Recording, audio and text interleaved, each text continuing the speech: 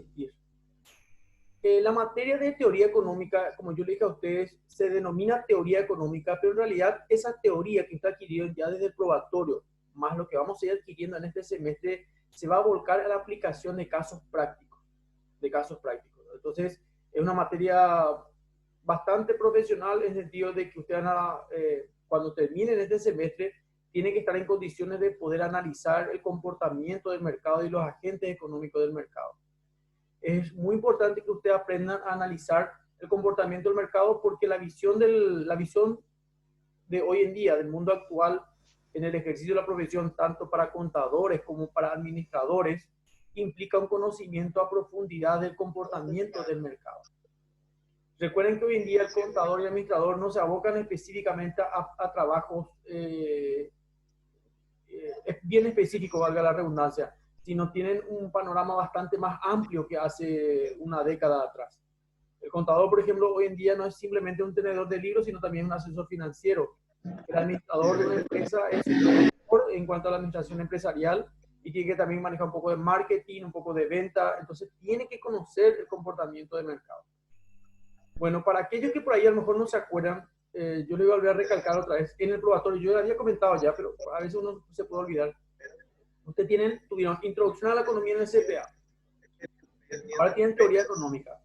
Ese mes que van a tener microeconomía y luego van a tener macroeconomía. Prácticamente hasta la mitad de la carrera ustedes tienen economía. Entonces, esto es muy importante. Ustedes trabajaron muy bien en el probatorio. Yo no me puedo quejar de ustedes, bastante bien trabajaron, participaron. Bueno, eso le va a servir muchísimo para que esta materia sea más llevadera. Ahora, hagan lo mismo, exactamente lo mismo. Trabajen con la misma responsabilidad, con la misma disciplina en teoría económica, porque si ustedes esta materia la comprenden con el máximo porcentaje posible de atención y de conocimiento en cuanto a esta materia, le va a forzar mucho menos lo que sería microeconomía en el siguiente semestre y posteriormente macroeconomía. Entonces, por eso es muy importante. A veces uno no le hace caso a la materia, tal vez pasa raspando, pero luego viene otra materia más pesada, más exigente, más compleja, y al alumno se le convierte en una rutina tediosa el asistir a clase. Entonces tenemos que cada materia es una base de la siguiente materia. Bueno, ¿se entiende lo que les quiero expresar, verdad? ¿Se entiende? ¿Alguien, por ahí si alguien tiene alguna duda, no duden en abrir su micrófono y preguntarme, no hay ningún problema.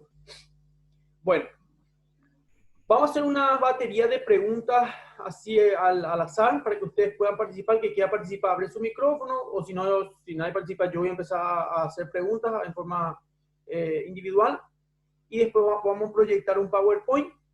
Y si alcanza la noche también, porque vamos a tener varias reuniones en la noche, vamos a hacer un pequeño ya ejercicio de práctico, de gráficos, porque usted tiene la base teórica del probatorio. Vamos a llevar eso ahora a la práctica.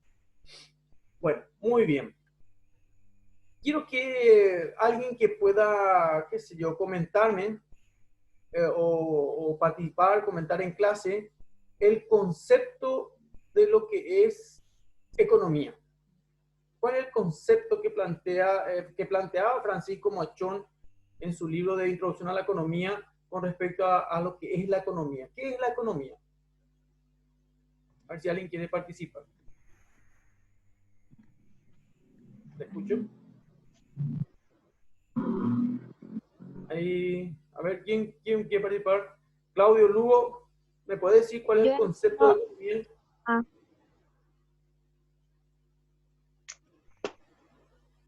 A ver, ¿quién quiere participar? Yo entiendo que la economía estudia cómo las sociedades administran lo que serían unos escasos recursos para poder producir lo que es bienes y servicios y distribuirlos entre distintos individuos. Excelente, Sofía. Sofía Martínez, ¿verdad? Sí, Excelente, muy bien. No tengan miedo de participar. Recuerden bien que la participación hace que el alumno aprenda. Yo le conté bueno, no dejo ningún secreto, es una metodología del aprendizaje. El alumno que participa en clase es el alumno que está atento a la materia, es el alumno que de vez en cuando lee el libro. Entonces, Si vos aplicás toda esa metodología de aprendizaje, de enseñanza durante la clase, prácticamente uno ya está estudiando ya para el examen. Entonces, cuando llega el momento del examen, es una cuestión de repaso solamente en el libro. Esa es la forma interesante, la forma correcta de estudiar cuando uno es universitario. En cambio, si uno no atiende en clase, si uno no participa, si uno no está atento, porque el profesor nunca lo le pregunta, entonces, ¿cuál es la cuestión? Cuando llega el examen tiene que leer el triple. ¿Entienden? Entonces, la ley, pues, hay que tratar de esforzarse menos. Si yo atiendo en clase, el 50% ya tengo ya más o menos almacenado en la cabeza. Entonces, después tengo que leer un chiquitito más en el examen o repasar un poco para que esto vuelva otra vez a la memoria cuando tenga que rendir en una evaluación. Entonces, creo que es muy buen negocio para el estudiante participar en clase y estar atento. Muy bien lo que dijo la compañera Sofía. Excelente. La economía dijimos que es una ciencia. La manera más eficiente posible de administrar los escasos recursos para satisfacer las necesidades humanas. Al fin y al cabo, para eso se creó la economía. Y pregunto una cuestión. ¿Qué tipo de ciencia? Porque dice así, la economía es una ciencia, dice. Entonces, ¿pero qué tipo de ciencia es la economía? ¿Quién me puede...? No importa si se equivocan, gente. Ustedes participen, hermano. Hay problema si me equivoco ahora. La idea es equivocarme ahora para que en el examen no me equivoque. Entonces, ¿me pueden decir qué tipo de ciencia es la economía? ¿Podría ser una ciencia social? Bueno, muy bien, Ada. Desde un punto de vista, todas las ciencias son sociales. La matemática es una ciencia, la contabilidad es una ciencia también, la medicina es una ciencia, las ciencias jurídicas, todas son ciencias sociales. ¿Por qué? Porque todas las ciencias que nosotros conocemos son ciencias que fueron creadas justamente para el bienestar, para buscar el bienestar y comodidad para el ser humano. O sea, las ciencias son de una manera u otra una solución a los problemas que se plantea el ser humano. El ser humano quiere construir una vivienda, entonces tiene que aplicar algún tipo de ciencia para poder calcular los cimientos, la base, las columnas. Entonces es una ciencia matemática, la ingeniería es una ciencia. La persona quiere, por ejemplo, encontrar curas a los problemas de salud que tiene. Entonces está la ciencia de la salud, la ciencia de la investigación. Todas son ciencias sociales de alguna manera u otra. No está mal lo que dijo Ada, pero yo quiero complementar, quiero ahondar mucho más en detalle. ¿Qué tipo de ciencia es la economía? Y acá le voy a tirar una pista para tratar de ayudar a usted en esta preguntita. Por ejemplo, ¿qué tiene de similitud, qué tiene de similar las ciencias contables con las ciencias matemáticas? Una ciencia exacta, ¿podría ser? Muy bien, excelente, Ada. La matemática y la contabilidad son ciencias exactas. Por ejemplo, en la matemática una ecuación que te lleva a sumar, por ejemplo, 2 más 2 tiene que ser 4, sí o sí. En la contabilidad, por ejemplo, una cuenta como caja es una cuenta deudora. Sí o sí, tiene que tener saldo deudor. Son ciencias exactas. Pero, ahora, ¿qué diferencia hay entre, por un lado, las ciencias matemáticas y las ciencias contables, que son ciencias exactas, y por el otro lado, las ciencias económicas?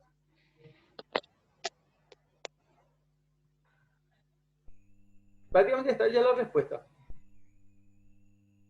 Aquí tenemos las ciencias contables y las ciencias matemáticas, que son ciencias exactas. Y por el otro lado tenemos, por ejemplo, las ciencias económicas. ¿Y en qué se diferencia la ciencia económica de la matemática y de la contabilidad? ¿Y la ciencia económica puede variar? Correcto, muy Es bien. una ciencia inexacta. Son ciencias inexactas y, como dijo muy bien el compañero, pueden variar. Es una Están ciencia muchas inexacta. variables. ¿Cómo? ¿Cómo, Fátima? No escuché la última parte. No, que es una ciencia inexacta, dije. Que es una ciencia inexacta. Son ciencias inexactas, exactamente. Vale la redundancia, exactamente. Son ciencias inexactas, ¿por qué? Porque en la matemática, por ejemplo, el sujeto de análisis son los números. En la contabilidad la misma cosa también, las cuestiones financieras y los números, los valores monetarios. En cambio, en la economía, el sujeto de análisis es el comportamiento del ser humano dentro del mundo económico. Dentro de lo que serían las compras, las ventas, las transacciones operacionales, el comportamiento del mercado, la inflación, el índice de precio de consumo, las variaciones monetarias, las diferencias cambiarias, un montón de cosas. Pero en realidad el sujeto, el ser humano, es el sujeto de la economía. Y el ser humano es muy variable. Está sujeto a variaciones en cuanto a los gustos, las preferencias, la cultura, las tradiciones. Entonces la economía no es una ciencia exacta. Acá puede ser, en Latinoamérica 2 más 2 puede ser 4 y en Asia esa ecuación te sale 5. Dependiendo del comportamiento, la economía es muy fluctuante, es muy cambiante. Por lo tanto, resulta un poco más difícil estudiar. ¿Por qué? Porque la respuesta de ustedes a las evaluaciones que vamos a tener en el futuro, todas pueden ser correctas, siempre y cuando estén debidamente fundamentadas. ¿Me entienden? Si no tienen un soporte de un fundamento, entonces el alumno dice, profesor, pero entonces mi fundamento es correcto igual que la de Ada, igual que la de Fátima, igual que la de Rubén. Tu fundamento puede ser correcto igual que el de los compañeros, pero fundamentar científicamente. Tiene que ser comprobable, tiene que estar sujeto a un conjunto de principios, de teorías, de leyes, de fundamentos. Si no tiene, entonces estoy probando nomás, tanteando nomás, y no tiene fundamento, no tiene resultado. Por eso la economía hay que estudiar bien, es más difícil. En la contabilidad, por ejemplo, yo estudié plan de cuentas. Caja siempre va a ser deudor. Préstamo bancario es pasivo, hasta que se cancele, por supuesto. Capital forma parte del patrimonio neto. Nunca va a ser diferente. Capital lo van a llevar a activo. O préstamo bancario no va a ser un activo, es un pasivo. Siempre va a ser de esa manera. Y en la economía todo varía. Todo varía. Muy bien. Excelente. Estamos participando bastante bien. Creo que si Dios quiere, así vamos a trabajar bastante bien. Y si trabajamos de esta manera, señores, esta materia no tiene por qué ser una materia pesada ni una materia que sea tediosa. Y lo más importante, tenemos que pasar la materia con un buen promedio, porque después cuando ustedes presenten su currículum vitae, el día de mañana, dentro de muy poco ya inclusive, tratando de ofertar sus servicios laborales al mercado, al currículum vitae acompaña el legajo universitario. Eso, ustedes recuerden siempre eso, gente. Y en el legajo universitario figura todas tus calificaciones, desde el primer semestre hasta el último semestre. Y un empresario que quiere contratar un buen administrador o un buen contador va a mirar tu legajo universitario. No es lo mismo un alumno que pasa con excelentes calificaciones que un alumno que pasó todo a los tumbos. Entonces, eso es muy importante. Y recuerden algo muy importante. Los recursos son escasos y el trabajo es un recurso. Es un recurso, es un factor productivo. Y como cualquier recurso, como cualquier factor productivo, también es escaso. ¿Eso qué quiere decir? ¿Qué le estoy queriendo decir con eso? A ver si alguien me capta. A ver quién me... Que hay que diferenciarnos de los demás. A ver, Néstor, creo que Néstor primero pidió la palabra. A ver, Néstor, ¿qué quieres expresar? Expresando. A ver, Néstor. Que hay que diferenciarnos un poco así, ya que hay pocos, ¿cómo te digo? Poco trabajo, ¿verdad? Tipo, hay que diferenciarnos para que las personas nos contraten. Por supuesto. O sea, vamos un poco a repasar un chiquitito, ya que entramos ya en la parte... ¿Cuáles son los factores productivos que nosotros siempre estudiamos en economía? 3 son. ¿Quién me quiere citar? A ver, Ada. La tierra, el trabajo y el capital, ¿podría ser? Muy bien. Capital, tierra y trabajo. ¿Qué son los recursos o factores productivos denominados capital? Son todos aquellos que requirieron de algún tipo de recurso financiero para ser creado. Por ejemplo, un tractor, una maquinaria agrícola, es un factor productivo denominado capital. Ahora, para crear ese tractor o esa maquinaria, ese implemento agrícola, se necesitó también de recursos financieros, se necesitó de un capital para crear a ese capital a su vez. Un puente es un bien de capital también. ¿Cuál es la finalidad del puente? Poder hacer tránsito, poder transitar por encima de una vía fluvial, un río, por ejemplo. Entonces, sobre ese río, sobre esa línea fluvial, se construye el puente y puede circular tanto las mercaderías, los productos, los bienes, los servicios y las personas. Y eso hace al flujo de la economía. Y no había ese puente, no iban a poder transportarse las mercaderías, los bienes o los servicios ni las personas. Y por lo tanto la economía sufriría un estanco. Ese puente, para poder construir ese puente, se necesitó también de fuente financiera, de un capital. Por eso todos son bienes de capital. En este momento esta computadora, y la computadora que ustedes están utilizando también es un bien de capital. Porque sin este bien de capital, nosotros no podríamos estar en contacto, tampoco no podríamos estar desarrollando capacitaciones terciarias para que el día de mañana podamos tener un título universitario. Ahora, esos son bienes de capital, como dijo la compañera Ada. Los recursos naturales, que también nosotros le denominamos tierra, implica todos los recursos que provengan de la naturaleza, todo, desde la agricultura, los minerales, y todos los tipos de recursos energéticos que podemos sacar de la naturaleza. Por ejemplo, fíjense que Paraguay es un país conocido a nivel mundial por la utilización de los recursos hidroeléctricos, o sea, que la energía que nosotros podemos obtener a través de la fuerza de la corriente del agua, porque nuestros ríos tenemos ríos muy caudalosos. Entonces, esos ríos caudalosos nosotros los utilizamos como fuente de recursos energéticos y generamos energía eléctrica. Entonces, eso también es tierra, o naturaleza. Y ese factor tan importante que acabamos de citar recién es el siguiente, sería el trabajo. ¿Y a qué hacemos referencia? Ese le dejo para ustedes. ¿A qué hacemos referencia? ¿A qué se refiere factor productivo o recurso productivo trabajo? ¿A qué nos estamos refiriendo en realidad? El tiempo y las capacidades dedicadas a las actividades productivas. Excelente, Fátima Fabiola, excelente. Eso es lo que dice la compañera. Hablamos del nivel de capacitación laboral que tiene una persona. Y ahí distinguimos dos tipos de mano de obra. ¿Cuáles son esos dos tipos de mano de obra? La bruta y la calificada. Exactamente. La mano de obra bruta y la mano de obra calificada. Los dos son muy importantes para una economía. La cuestión es la medida exacta de lo que digamos. Mano de obra bruta es la mano de obra no calificada, es la mano de obra que no prescindió de una capacitación especializada, de una especialización en la división del trabajo. Es la mano de obra basada netamente en la experiencia empírica. ¿Qué es empírica? Todos los días hace la misma cosa. Y es mano de obra bruta, no es mano de obra calificada. Y obviamente es la mano que tiene la menor remuneración económica por su producción, la mano de obra bruta. En cambio, la mano de obra calificada es la mano de obra especializada. Normalmente es el menor porcentaje del total de la mano de obra, es el menor porcentaje a la mano de obra calificada. Es la que está mejor remunerada, pero es la que tiene mayor inversión para poder crear ese trabajador. Estamos hablando de una persona que tuvo que terminar la primaria, tuvo que terminar la secundaria y tuvo que terminar el estudio terciario para ser mano de obra calificada. Después tuvo que someterse a cursos de especialización, maestrías, doctorados, o sea, siguió capacitando su capital intelectual. Eso es capital humano. Por ejemplo, vamos a citar el caso de Paraguay, algo que llegamos a debatir bastante en el probatorio, y fue muy interesante los debates que yo tuve con ustedes. Por ejemplo, Paraguay es un país, Paraguay como ejemplo de Latinoamérica, Paraguay es un país rico en recursos productivos humanos. ¿Por qué yo digo eso? A ver si ustedes recuerdan.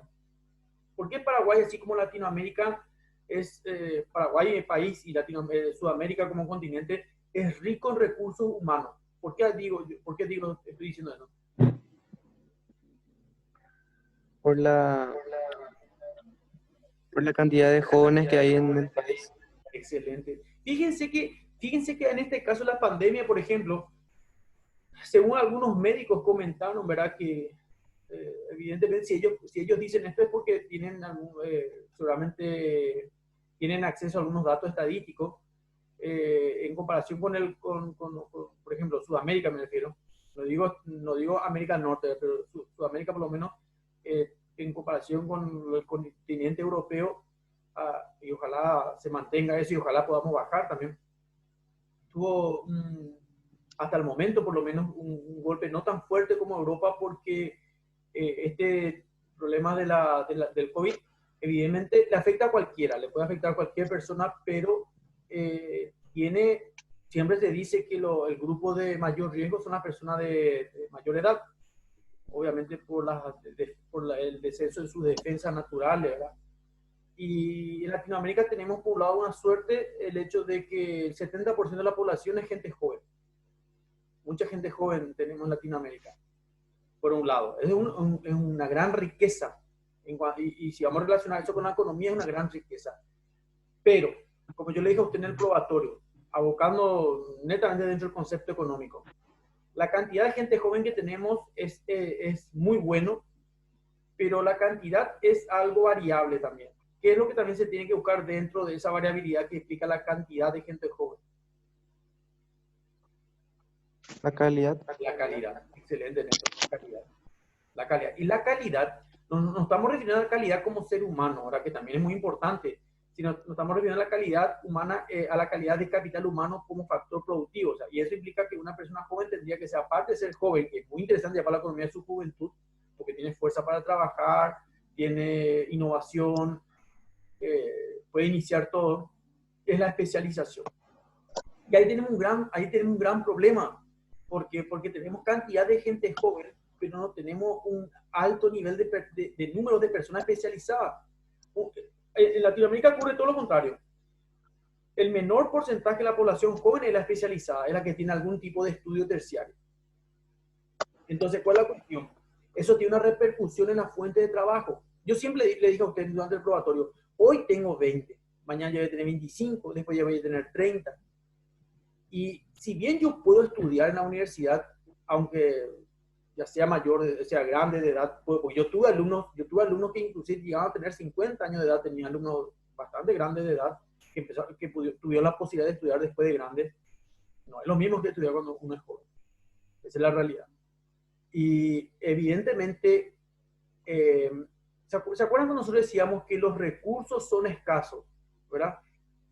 Y la necesidad del ser humano, ¿cómo es? Los recursos son infinitas. Y las necesidades infinitas o ilimitadas. Bueno, y ahí está un problema. Cualquier ser humano, cualquier joven de 20 años tiene necesidades, quiere tener un móvil, quiere tener el día de mañana una casa propia, quiere tener una fuente de ingreso y se merece todo eso. Pero ¿cuál es la cuestión? Eso implicaría una devolución también de economía. ¿En qué sentido? ¿Qué aporto yo, joven de 20 años o 25 años, a la economía para que la economía me retribuya nuevamente a mí? Si yo soy mano de obra bruta, mano de obra no calificada, no tengo especialización del trabajo, lo más probable es que yo consiga una retribución menor por parte de la economía. Y lo más difícil que también que a mí a mí joven de 20, 25 años, mano de obra no calificada, es que cuando yo quedo desempleado, me es más difícil insertarme nuevamente al mercado laboral. Y hicimos creo que un cálculo en el probatorio, si no mal recuerdo, ¿verdad? O sea, el salario mínimo es 2.200.000 y piquito. Vamos a poner 2.250.000 guaraníes. Salario mínimo bruto. Ahora, un joven que ganase, que tuviese la posibilidad de ganar salario mínimo, porque también somos conscientes de que mucha de nuestra población joven que tiene la posibilidad de trabajar, hay gente joven que no gana ni salario mínimo. La informalidad laboral en nuestro país, lastimosamente, es algo latente, existente. Y muchos jóvenes no ganan ni salario mínimo. Bueno, pero suponiendo que ese joven ganase salario mínimo, vamos a hablar de 2.250.000. Acá tengo una calculadora, 2.250.000. Ese salario mínimo bruto. ¿Por qué decimos bruto? A ver si alguien me puede decir, ¿por qué decimos salario mínimo bruto? Porque es lo que vale. Aparte de eso, tiene que salir la IVA, tiene que salir muchas salidas más. Dice Paula, hay algo muy interesante lo que dice la compañera Paula. Hay algo que tenemos que descontarle. Si está en relación de dependencia, ¿eso qué quiere decir? Que yo trabajo tengo mi patrón, tengo mi jefe, entonces yo no necesito emitir factura legal. No hay que confundir, ¿eh? No necesito emitir factura legal. Si trabajo en forma independiente, obviamente que sí necesito emitir factura legal. Aunque gane 20.000 guaraníes, igual tengo que emitir factura legal. Eso quiero que ustedes separen bien una cosa a la otra, especialmente lo que van a estudiar contabilidad. Bueno, y los administradores también, obviamente. Lo que yo digo es que si yo estoy en relación de dependencia, yo soy empleado de una empresa y me pagan salario mínimo, ese es mi salario mínimo total, bruto, al cual yo tengo que descontarle casi el 10%. En realidad sería el 9% en concepto de aporte social al IPS, al Instituto de Previsión Social. Bueno, aquí voy a hacer el cálculo. Por 9%.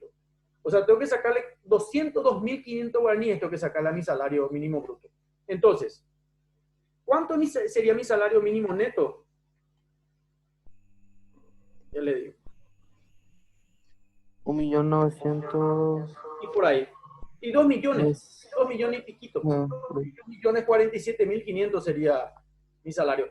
Entonces quiere decir que yo trabajo. ¿Cuántos días al mes trabajamos nosotros? Exceptuando los domingos. Redondeo nomás, redondeo. 26. 26 días, exactamente. 26 días laborales trabajamos al mes. Suponiendo que los meses tengan 30, porque sabemos que hay meses que tienen 31 días y hay meses que tienen menos de 30, ¿verdad? En el caso de febrero, por ejemplo. Pero redondeando nomás. Yo tengo que trabajar 26 días para ganar 2.047.500 guaraníes. Pero ¿cuántos días al mes yo tengo necesidades? De alimentarme, de salud, de tener techo, de transportarme, de estudiar. 26 días nomás, o todos los días del mes.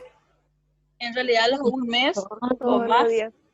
O sea, yo, para sacar una idea concreta de esto, yo Todos los trabajo días. 26 días al mes, pero yo necesito, los 30 días del mes tengo necesidades. Los 30 días. Entonces, voy a sacar un poco este 2.047.500 dividido por 30 días. Yo 68.000 guaraníes por día, más o menos lo que voy a ganar. 68.000 guaraníes por día. 68.000 guaraníes. Recuerden que yo les enseñé a ustedes en el probatorio que cuáles son las tres finalidades por cuales necesitamos la plata, como cualquier recurso también. Consumo, ¿recuerdan? Ahorro, y el último. Consumo. Inversión.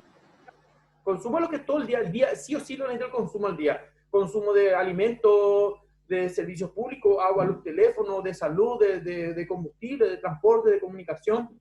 Consumo. Ahorro para algún tipo de imprevisto, ¿verdad? Para, qué sé yo, para el futuro. Quiero ahorrar porque el día de mañana cuando termine mi carrera quiero hacer una maestría. Entonces voy ahorrando. Y el último, la inversión, para invertir también. Porque la inversión me va a generar nuevamente un retorno sobre la inversión, un porcentaje de ganancia. Bueno, voy a invertir y voy a comprar, qué sé yo, dólares. Voy a comprar, cada mes voy a tratar de comprar $50. Y voy a ir ahorrando. Entonces el dólar va subiendo y algún día cuando alguien quiera comprarme dólar, voy a vender un dólar más alto y voy a ganar una platita, un excedente. Ahora, mi pregunta es, ¿cómo con 68.000 guaraníes al día yo voy a poder consumir, ahorrar y de ya para invertir? ¿Me pueden decir? ¿Es posible eso desde su perspectiva? No, profe, imposible. No. Difícil. Y vamos a suponer que de repente, no sé, formamos una familia, porque eso es parte de la naturaleza humana, formamos una familia y tenemos hijos, familia, ya con una familia propia, el cual ya dependería de nosotros. Sea yo mamá o sea papá, igual ya depende de mí. Con 68.000 guaraníes, ¿podría yo y mis descendientes podrían consumir, ahorrar e invertir? Y es difícil, realmente es difícil. Entonces, por eso nosotros nos estamos entrenando, gente. Por eso hagan conmigo el sacrificio de estudiar durante estos 4 años y medio que nos quedan, para que el día de mañana seamos mano de obra calificada y podamos tener una mejor y una digna remuneración por nuestro trabajo y podemos llevar a nuestras mesas todo lo que nuestras familias necesiten. Nuestra mesa es una forma metafórica de decir, ¿verdad? Pero podamos brindar a nuestra familia todas las comodidades básicas que se merecen y que ustedes también se merecen. Ese es el objetivo. Por eso yo le dije una vez a ustedes cuando nosotros estamos estudiando en la universidad, no estudiamos porque nos guste leer solamente, porque más sí me gusta estudiar. Estudiamos por conveniencia, estudiamos por un interés sano. ¿Interés en qué sentido? Interés de tener un buen trabajo, interés de tener un buen sueldo, interés de que el día de mañana cuando tenga mi familia yo pueda darle todas las comodidades que se merecen, interés que yo pueda darme algún pequeño lujo también, algún beneficio que yo quisiera darme. O sea, todo eso. Por eso estamos estudiando. Si yo soy mano de obra bruta, y va a ser difícil. Fíjense este cálculo que acabamos de sacar. Va a ser muy difícil. Que gana salario mínimo bruto. Si gana salario mínimo bruto, porque la explotación laboral existe en nuestro país. ¿Cuánta gente, sin dar nombre, pero cuánta gente trabaja que ustedes conocen que trabajan por debajo de este salario? Y le dice, inclusive nosotros llegamos hasta el punto que a mí yo considero algo malo desde el punto de vista humano y además social, Que de repente, ¿cuántos patrones le dicen si no te gusta te vas? Te dicen, esto que te puedo pagar, demasiado poco, pero no, esto que te puedo dar, si no te gusta te vas. ¿Y cuántas personas no tienen ni seguro social? O sea, que no tiene ningún aporte social. O sea, que cuando sea anciano no va a tener jubilación. Y les puedo asegurar que todos vamos a ser ancianos en algún momento. Y cuando seamos ancianos, ¿acaso no vamos a ir teniendo necesidades? ¿O siempre vamos a ser jóvenes eternos? ¿Entienden? Algo muy importante también, nosotros estamos estudiando por nuestra propia familia. Bueno, usted me puede decir que se me puede decir Rubén, me puede decir Ronald, Patricia, me puede decir, pues yo todavía no tengo hijo, profesor, ¿cierto?